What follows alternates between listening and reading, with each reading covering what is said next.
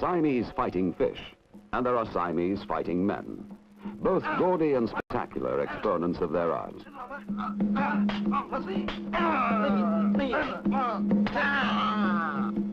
Here is an ancient form of fighting. But the Thais are friendly and peaceable people, and when the show is over, these exhibition fighters put on the clothes of the present day.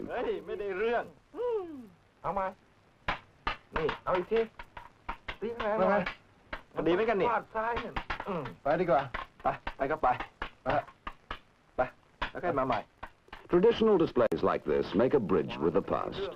They are an art with a long history, but nevertheless, the Thais are fully committed to the 20th century. So Sompong Wong Chai, fresh from his athletics at the fighting school, becomes one of the busy citizens of Bangkok, taking the modern world for granted.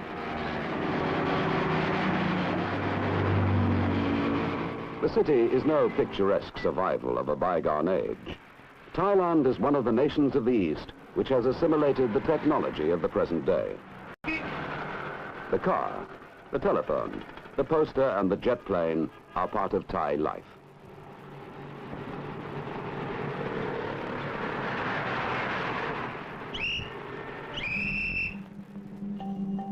But there is a firm foundation below this. Through all the twists and turns of an ancient history, the Thais have lived secure within their frontiers and their Buddhist religion. The climate of the tropics does not give buildings a long life, but these images of the Buddha have been standing for more than 5 centuries, since they were set up in the one-time capital of Sukhothai.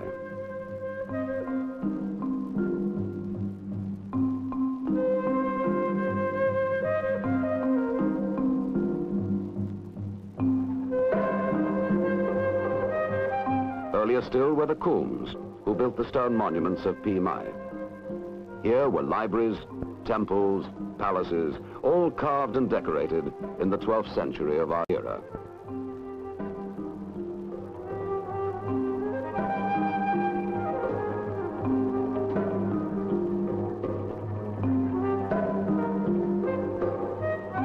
They carved stories of gods and heroes, of ancient battles and the kings who ruled in those far-off times.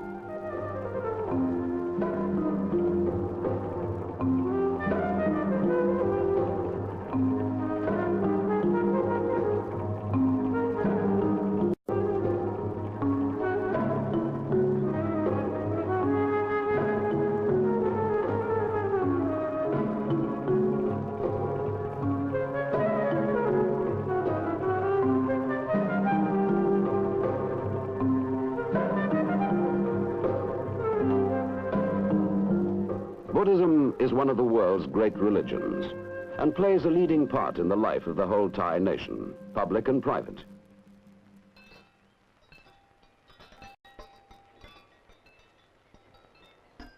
The Royal Chapel of the Emerald Buddha is one of the principal temples of Bangkok.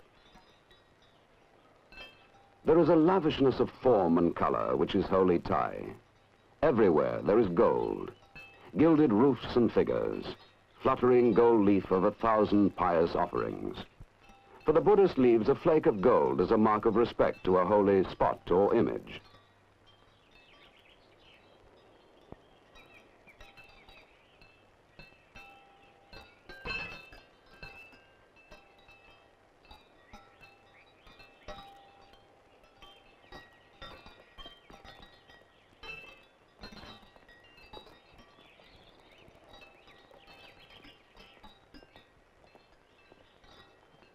In the temple of the reclining Buddha, the gardens and buildings are dominated by the vast golden image, 160 feet in length and 39 feet high.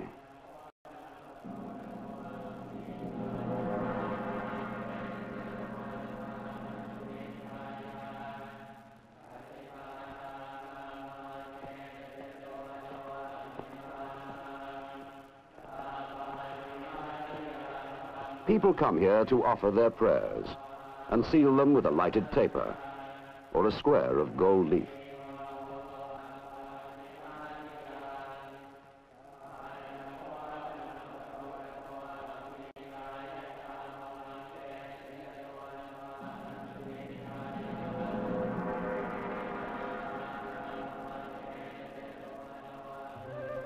Thailand is and has been for hundreds of years a monarchy. King Rama I began the Grand Palace in 1782. He chose a style based upon the European, for Thailand's contacts with the Western world are of long standing. The palace is used for formal receptions and makes an impressive background for state occasions and royal ceremonies.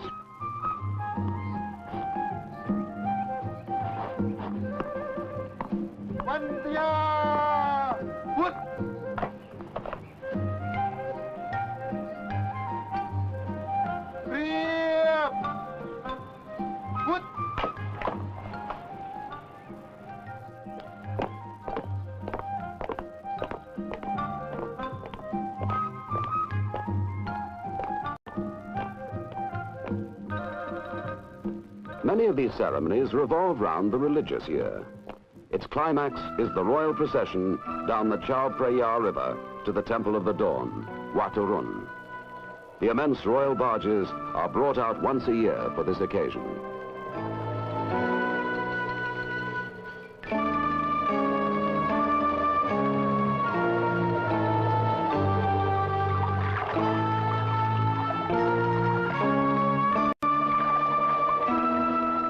The splendor, the carved and gilded boats, the 54 disciplined rowers come from the pages of history. But the trim figure of the king, symbolizing the nation he leads, is completely of the 20th century. The royal family plays its part as one of the most important unifying elements in Thailand. How does an ordinary Thai family live? Here again, the Thais have kept a lively sense of tradition while taking wholeheartedly to the ways of the modern world. Yesterday's athlete at the sword fighting school is today's young father.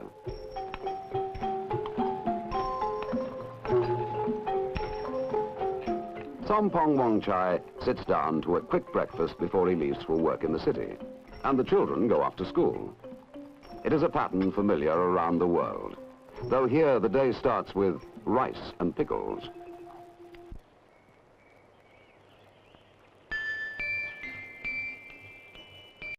But traditional customs are still observed.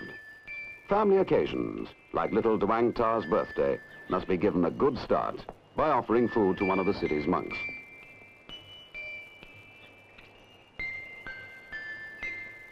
The monastic orders live on gifts of food, but a monk may not ask for them.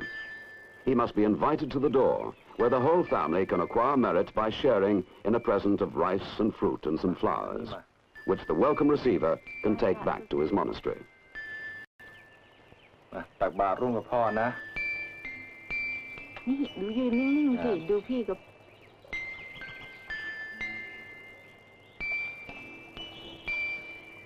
ใส่ทัพพีเองลูก สิจ้า อีกทัพพีหนึ่งเอาละทัพพีสุดท้าย Sompong works for a bank in downtown Bangkok. Banks in Bangkok do business like banks anywhere else. And the Thais expect their offices to be smart and efficient. Sompong is at work here, checking queries from industrial customers. The Thais have taken over modern office machinery, though squeezing the 70 or so signs of their alphabet onto a standard typewriter keyboard presents some problems. The threads of trade come together in the commercial quarters of the city, bringing commerce and industry from scattered corners of the land. A telephone call gives an instant link with an office or factory, joins place to place, and makes each element dependent on the others. Streamlined development makes the country more compact and unified, so that the products of the machine shops can fit neatly into the pattern of supply and demand.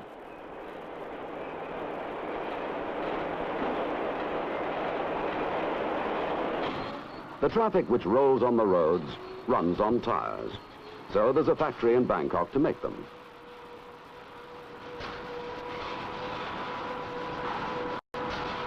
The corded fabric and thick rubber tread are built up, layer by layer, before being molded to the final, familiar shape. The rubber, which goes into the tires, comes from Thailand too, from plantations 800 miles to the south.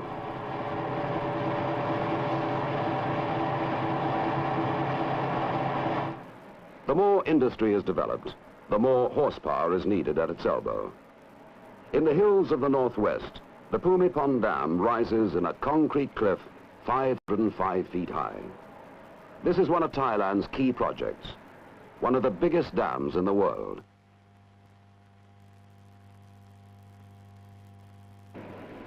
As with other modern developments, the effect is to draw together the scattered elements of the country.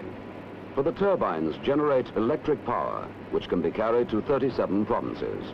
To Chiang Mai, 150 miles to the north. To Tak, Pitsanulok, Nakhon Sawan. Towns which no longer need look only to their own local trade and commerce. But still, the basis of all wealth, the foundation of all society, is the land. Thailand is one of the granaries of Asia.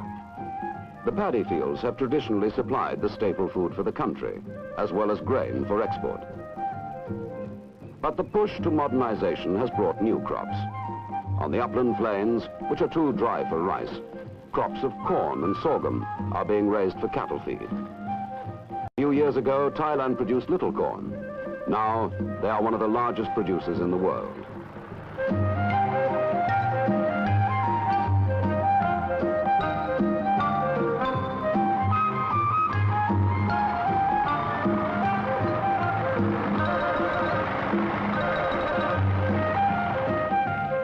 Vegetables for the towns are now grown commercially, and it has become worthwhile to install mechanical irrigation systems. In the far south, there are plantations of coconut for vegetable oil. But here at least, there is one job which no one has yet been able to mechanize. Coconuts have to be hand-picked, and a well-trained monkey can harvest 100 coconuts an hour.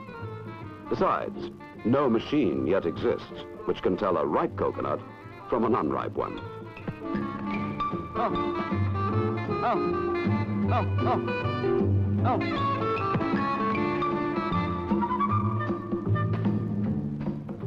The forests of the north comes much of the world's teak.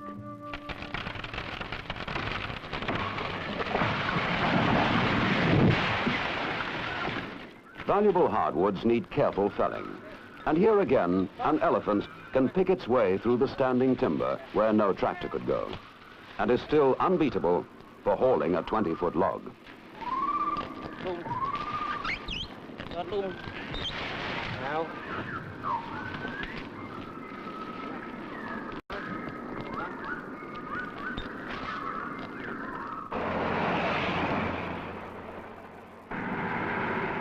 Timber, agriculture, rubber, mining. Every one of these industries, stretching over a country 1,500 miles in length, needs transport for their products to reach their markets.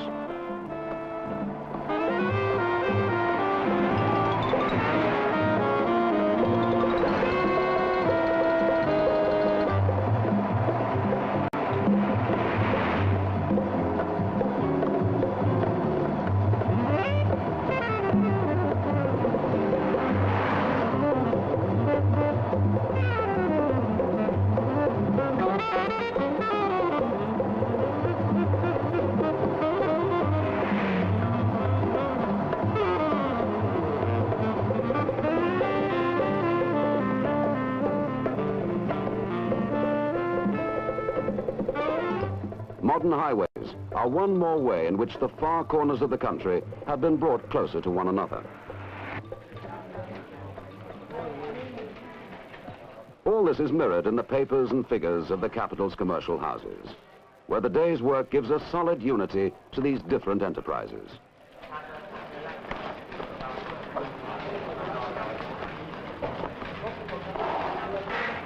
When the day ends, Sompong, along with his associates, reverts to being a private citizen. But the labors he leaves are the enterprises which have built the busy city of Bangkok, with its monuments, public buildings, and boulevards.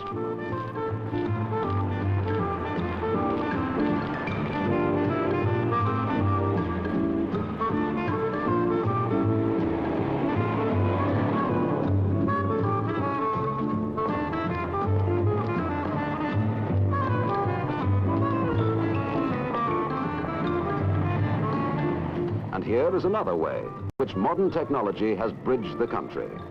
radio and television. The two television channels covering most of the country play films from around the world as well as their own shows. In the studios, the organized chaos of commercially sponsored programs is converted daily into smooth presentations, which have the distinctive Thai flavor.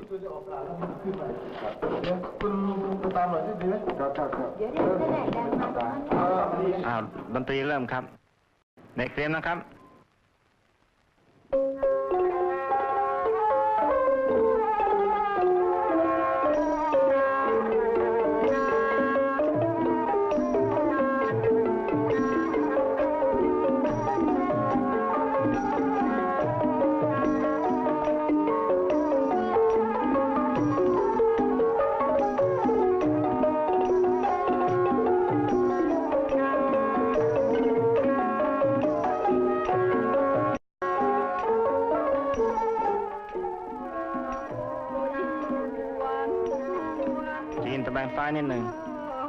So the songs and stories and jokes and opinions go out to families and groups across the country, creating their popular heroes and heroines, and drawing every village closer to the capital, the country, and the world.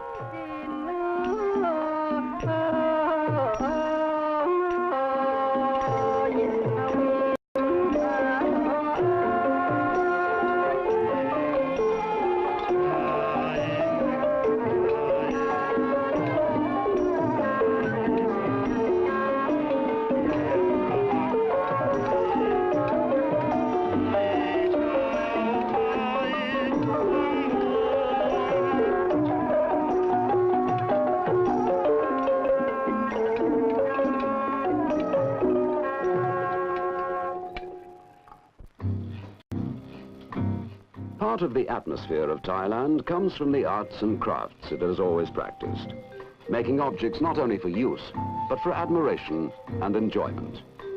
The painter gives a flick of the wrist, and there is a posy of flowers on a parasol.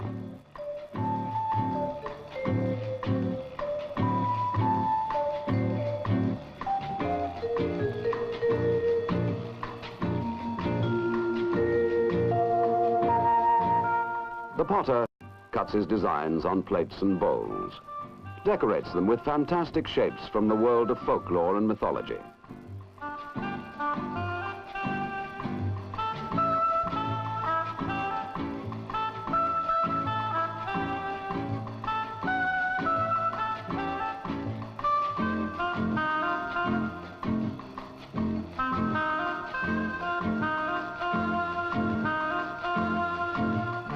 One cottage industry has captured the world.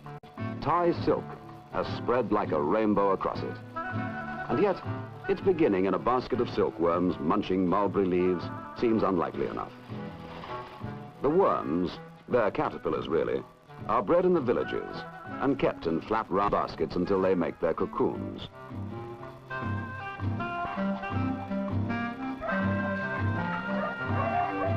The silk is then wound into tawny hanks before being bleached and woven into its eye-stunning final shape.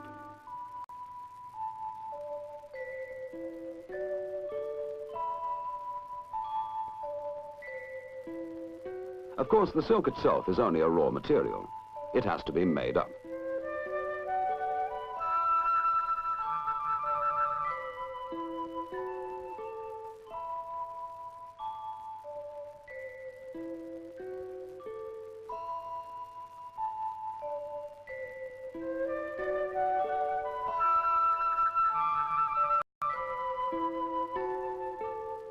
The Thais have always admired beautiful women from any country, and they have centuries of practice in finding ways to make them more beautiful. Jewelers and silversmiths go to work, and from the earth come gems for them to work on. Rubies, emeralds, pearls, star sapphires, the star of Siam. The country itself is jewel-like. It's not surprising that travelers from drabber climates strain their ingenuity to arrange a visit here. The beaches of the south come very close to a vision of lotus land. There are miles of palm-fringed white sand, as unspoiled as Robinson Crusoe's island, where the Indian Ocean washes up corals and seashells.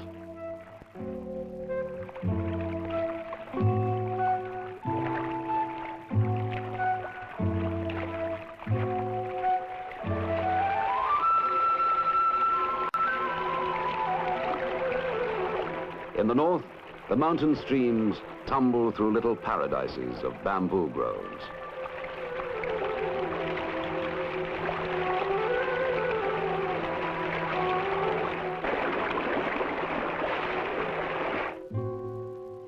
And the Thais have seen to it that there are hotels, pools, and all the necessary facilities to add to the natural pleasures of their country.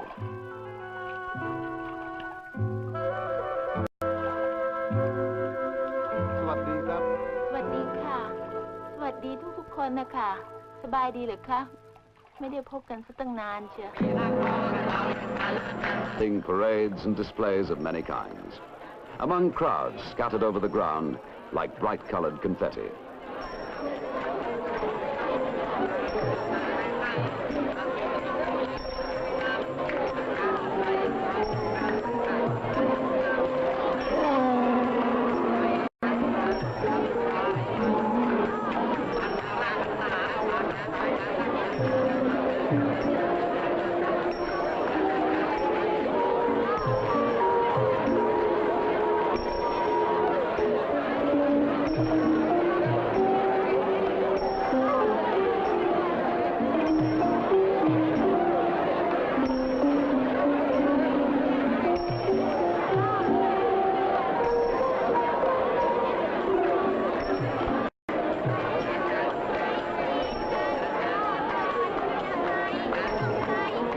The stars of the show are the elephants, waging mock wars and making the earth shake as they pound down the racetrack.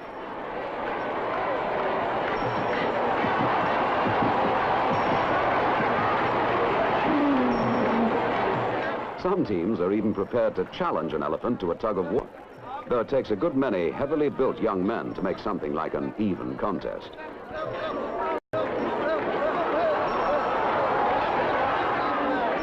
The Thais may be gentle and friendly people, but they like a vigorous show. Every week the boxing stadiums are jammed with fans watching Thai-style fighters. Sompong is there and has taken his little son, solemn with excitement. Thai boxing has a long history behind it, and the rules are complex and tough. Knees, elbows, and feet are allowed, and the speed and accuracy is dazzling.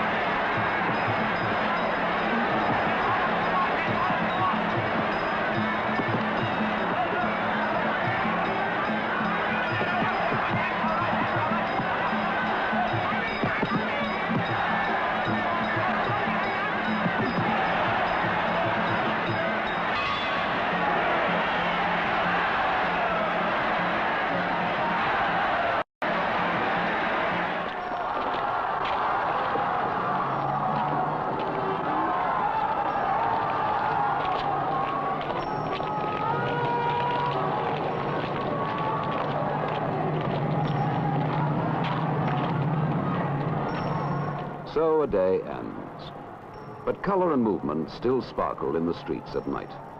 Bangkok is still not ready for sleep.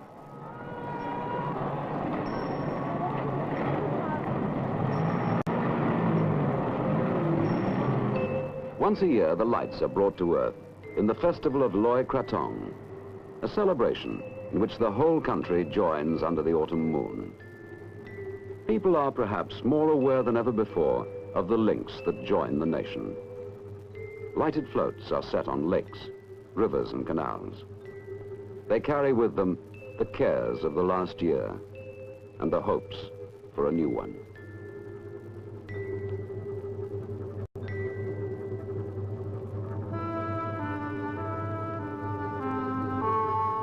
Good wishes to Sompong, back home at last with his evening paper. Good wishes to a drowsy Duangta, already tucked up in bed. Good wishes to mother and son, to the family.